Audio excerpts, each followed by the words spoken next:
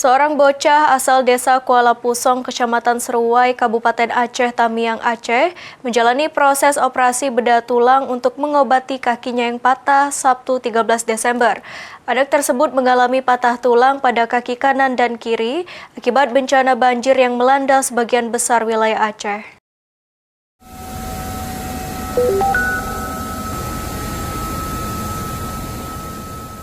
Seorang anak korban banjir asal desa Kuala Kusong, Kecamatan Seruai, Kabupaten Aceh Tamiang, Aceh, menjalani operasi bedah tulang di kapal perang Indonesia KRI Dr. Suharto 990, Sabtu 13 Desember.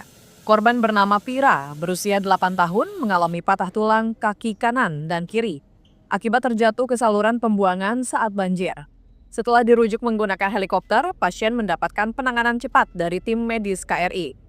Usai melalui serangkaian pemeriksaan, tim dokter memutuskan operasi dilakukan langsung di kapal mengingat kondisi pasien dalam keadaan darurat. Kepala Departemen Kesehatan KRI Dr. Suharto 990, Kapten Laut K. Dr. Dipta Bagus Yuda Pratama menyatakan pasca operasi kondisi pasien dalam keadaan stabil. Pasien direwayatkan akan dirujuk ke Rumah Sakit Pusat Angkatan Laut Dr. Abdul Malik Belawan untuk menjalani pemulihan lanjutan.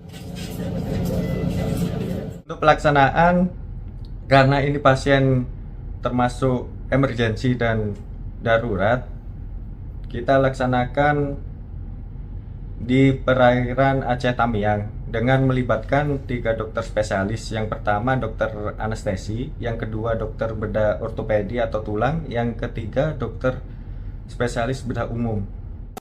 Pihak KRI Dr. Suharto 990 menegaskan akan terus memberikan pelayanan kesehatan dan tindakan medis secara maksimal bagi masyarakat korban banjir di wilayah Aceh dengan dukungan sarana dan prasarana kapal Rumah Sakit TNI Angkatan Laut.